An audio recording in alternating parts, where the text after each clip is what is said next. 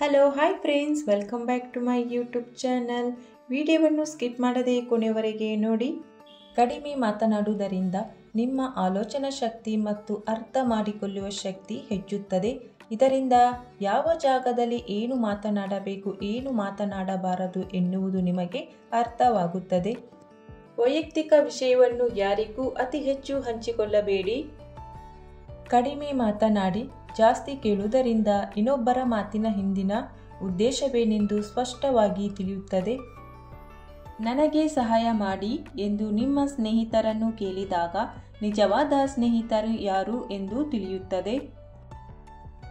ಕಡಿಮೆ ಮಾತನಾಡುವುದರಿಂದ ಮತ್ತು ಎಷ್ಟು ಅಗತ್ಯ ಇದೆಯೋ ಅಷ್ಟೇ ಮಾತನಾಡುವುದರಿಂದ ಜನರು ನಿಮ್ಮ ಮಾತನ್ನು ಗಮನವಿಟ್ಟು ಕೇಳುತ್ತಾರೆ ಮತ್ತು ನಿಮ್ಮ ಮಾತಿಗೆ ಹೆಚ್ಚಿನ ಮಹತ್ವ ಕೊಡುತ್ತಾರೆ. ಯಾರಿಗಾದರೂ ಮಾತನ್ನು ಕೊಟ್ಟರೆ ಅದನ್ನು ಉಳಿಸಿಕೊಳ್ಳುವ ಪ್ರಯತ್ನ ಮಾಡಬೇಕು. ಸಂತೋಷವಾಗದಿದ್ದರೂ ನಗಲು ಪ್ರಯತ್ನಿಸಿ, ಇದು ನಿಮ್ಮ ಮನಸ್ಸಿಗೆ ಹಿತಕರವಾಗಿ ಇರುತ್ತದೆ. ಸುಮ್ಮನಿರುವುದರಿಂದ ಅಥವಾ ಕಡಿಮೆ ಮಾತನಾಡುವುದರಿಂದ ನಿಮ್ಮ ಗುಟ್ಟು ಹೊರಬರುವ ಸಂಭವ ಕಡಿಮೆ ಇರುತ್ತದೆ. ಮೌನದಿಂದ ಸಂಬಂಧ ಉಳಿಸಬಹುದು ಎಂಬ ಭಾವನೆ ಇದ್ದರೆ ಮೌನವಾಗಿರಿ. ಮೌನವಾಗಿರುವುದರಿಂದ ಅಥವಾ ಕಡಿಮೆ ಮಾತನಾಡುವುದರಿಂದ ಮನೆಯವರ ಗುಟ್ಟನ್ನು ಗುಪ್ತವಾಗಿ ಇಡಬಹುದು. ಬೇರೆಯವರ ಮೊಬೈಲ್ಗಳನ್ನು ಅವರ ಒಪ್ಪಿಗೆ ಇಲ್ಲದೆ ಬಳಸಬೇಡಿ. ನೀವು ಎಷ್ಟು ಕಡಿಮೆ ಮಾತನಾಡುತ್ತೀರೋ ಅಷ್ಟು ಜಾಸ್ತಿ ಜನರು ನಿಮ್ಮ ಹತ್ತಿರ ಮಾತನಾಡಲು ಇಷ್ಟಪಡುತ್ತಾರೆ. ಅತಿಯಾಗಿ ನಗುವವರು ಅಂತರಂಗದಲ್ಲಿ ಏಕಾಂಗಿಯಾಗಿ ಇರುತ್ತಾರೆ.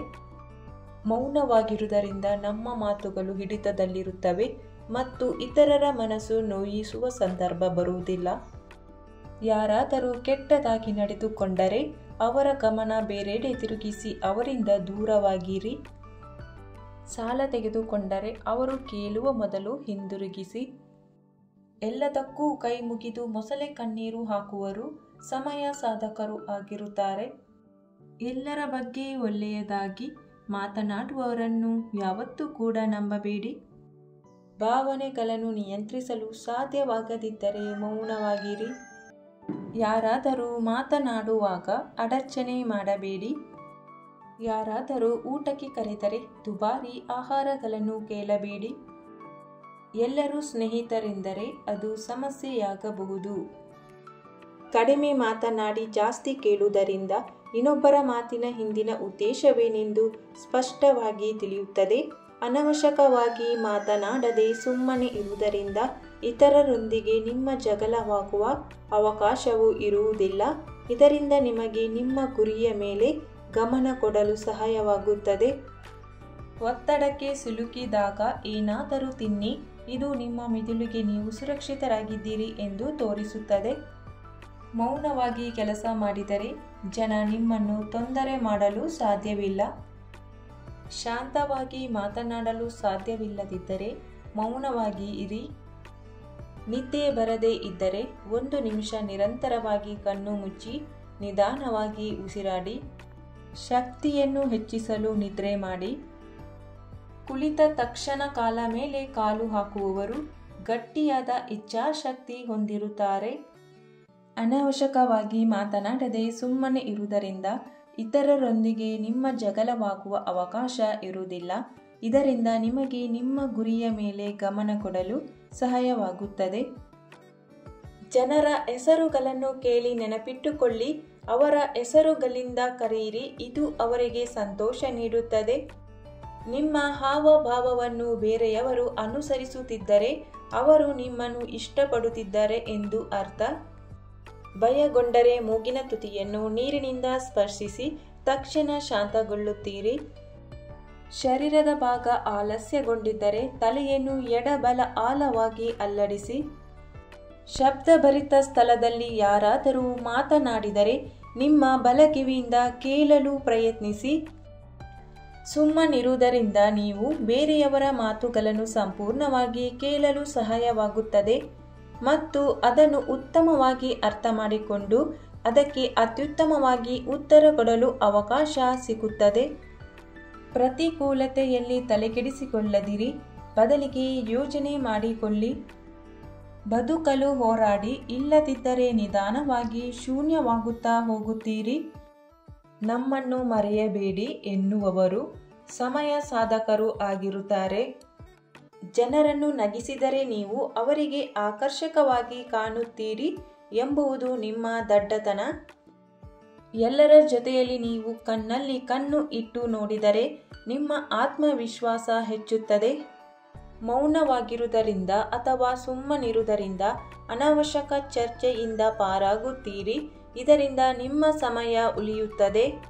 ಸ್ವಲ್ಪ ಸಮಯ ಸಿಕ್ಕಿದಾಗ ಪುಸ್ತಕ ಓದಿ. ಯಾವಾಗಲೂ ನಿಮ್ಮೊಂದಿಗೆ ಒಂದು ಪುಸ್ತಕವನ್ನು ಇಟ್ಟುಕೊಳ್ಳಿ. ನಿಮ್ಮ ಹತ್ತಿರ ಒಂದು ತೋಟ ಮತ್ತು ಒಂದು ಗ್ರಂಥಾಲಯ ಇದ್ದರೆ ನೀವು ಸಂಪೂರ್ಣವಾಗಿ ತೃಪ್ತರಾಗಿರಬಹುದು.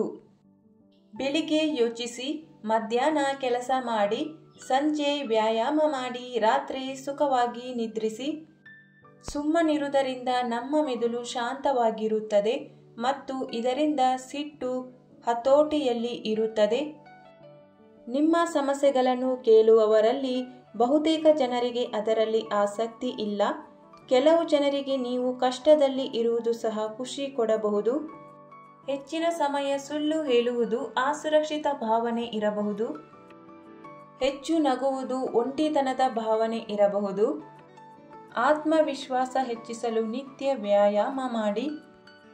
ಅತಿಯಾಗಿ ಯೋಚಿಸುವುದನ್ನು ತಪ್ಪಿಸಲು ಬರೆಯಿರಿ. ನಿಮ್ಮ ಗಮನ ಗಟ್ಟಿಗೊಳಿಸಲು ಧ್ಯಾನ ಮಾಡಿ. 3 ಸೆಕೆಂಡುಗಳಿಗಿಂತ ಹೆಚ್ಚು ಆಶ್ಚರ್ಯ ತೋರಿದರೆ ಅದು ಖಚಿತವಾಗಿ ನಕಲಿ. ನೀವು ಮೊದಲು ಮಾತನ್ನು ಅರ್ಥ ಮಾಡಿಕೊಳ್ಳಿ, ನಂತರ ಮಾತಾಡಿ. ಸುಮ್ಮನಿರುವುದರಿಂದ ನಮ್ಮಿಂದ ತಪ್ಪಾಗುವ ಸಂಭವ ಕಡಿಮೆ ಇರುತ್ತದೆ.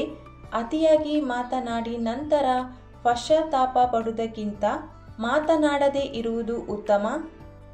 ಸಂಪೂರ್ಣ ವಿಷಯ ಗೊತ್ತಿಲ್ಲದಿದ್ದರೆ ಮೌನವಾಗಿರಿ. ನಿಜವಾದ ಸಂತೋಷ ಶಕ್ತಿ ಮೌನದಲ್ಲಿ ಇರುತ್ತದೆ. ಕಡಿಮೆ ಮಾತನಾಡುವುದು ಮನಸ್ಸಿನಿಂದ ಬಲಿಷ್ಠ ವ್ಯಕ್ತಿಯಾಗಿರಬಹುದು. ಯಾರಾದರೂ ನಿಮ್ಮ ಕಡೆ ಆಕರ್ಷಿತರಾಗಬೇಕು ಎಂದರೆ ಇತರರಂತೆ ಅಲ್ಲ, ವಿಭಿನ್ನವಾಗಿ ವರ್ತಿಸಿ.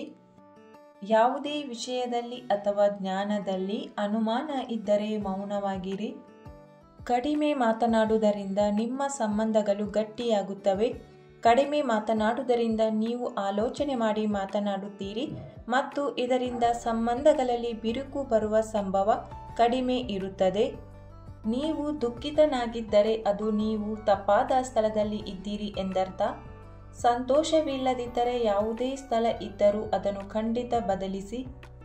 ನಿಮಗೆ ಸಿಕ್ಕಬೇಕಾದ ಉತ್ತಮ ಅವಕಾಶಕ್ಕಾಗಿ ಕಾಯಲು ಸಹನಶೀಲರಾಗಿ. ಹೆಚ್ಚು ಮಾತನಾಡುವ ಅಭ್ಯಾಸವನ್ನು ಕಡಿಮೆ ಮಾಡಿ. ಎಷ್ಟು ಅವಶ್ಯಕತೆ ಇದೆಯೋ ಅಷ್ಟೇ ಮಾತನಾಡಿ. ಸುಮ್ಮನಾಗಿ ಇತರರ ಮಾತನ್ನು ಕೇಳಿಸಿಕೊಳ್ಳಿ, ಆದರೆ ನಿಮ್ಮ ಧ್ವನಿಯನ್ನು ಕೇಳಲು ಅವರು ಚಡಪಡಿಸಬೇಕು ಅಷ್ಟು ಲೆಕ್ಕಾಚಾರದಲ್ಲಿ ಮಾತನಾಡಿ. ನೀವು ಪದೇ ಪದೇ ಒಬ್ಬರಿಗೆ ಮೆಸೇಜ್ ಮಾಡುತ್ತಿದ್ದರೆ ಅಥವಾ ಕಾಲ್ ಮಾಡುತ್ತಿದ್ದರೆ ಅವರು ರಿಪ್ಲೈ ಮಾಡುತ್ತಿಲ್ಲವಾದರೆ ತಿಳಿದುಕೊಳ್ಳಿ ಅವರಿಗೆ ನಿಮ್ಮಲ್ಲಿ ಆಸಕ್ತಿ ಇಲ್ಲ ಅಥವಾ ಅವರಿಗೆ ನಿಮಗೆ ಕೊಡುವಷ್ಟು ಸಮಯ ಇಲ್ಲ ಎಂದು. ಇಂತಹ ಪರಿಸ್ಥಿತಿಯಲ್ಲಿ ನೀವು ಸ್ವಗೌರವದ ಬಗ್ಗೆ ಆಲೋಚಿಸಿ ಮತ್ತು ಪದೇ ಪದೇ ಒಬ್ಬರಿಗೆ ಕಾಲ್ ಮತ್ತು ಮೆಸೇಜ್ ಮಾಡುವುದನ್ನು ನಿಲ್ಲಿಸಿಬಿಡಿ. ಎಲ್ಲದಕ್ಕಿಂತ ಮೊದಲು ನಿಮಗೆ ನೀವೇ ಗೌರವ ಕೊಡಿ. ಯಾರ ಎದುರಿಗೂ ನೀವು ನಿಮ್ಮ ಬಗ್ಗೆಯೇ ಕೀಳಾಗಿ ಮಾತನಾಡಬೇಡಿ. ನೀವೇ ನಿಮಗೆ ಗೌರವ ಕೊಡದಿದ್ದರೆ ಇತರರು ಕೊಡುತ್ತಾರೆಯೇ? ಈ ಉಪಯುಕ್ತ ಮಾಹಿತಿಯು ನಿಮಗೆ ಇಷ್ಟವಾಗಿದ್ದರೆ ವಿಡಿಯೋಗೊಂದು ಲೈಕ್ ಮಾಡುವುದನ್ನು ಮರಿಬೇಡಿ. ಶೇರ್ ಮಾಡಿ. ಚಾನಲನ್ನು ಸಬ್ಸ್ಕ್ರೈಬ್ ಮಾಡದೆ ಹೊಸಬರು ವಿಡಿಯೋ ನೋಡ್ತಾ ಇದ್ದರೆ ಸಬ್ಸ್ಕ್ರೈಬ್ ಮಾಡಿ, ಸಪೋರ್ಟ್ ಮಾಡಿ. Thank you for watching.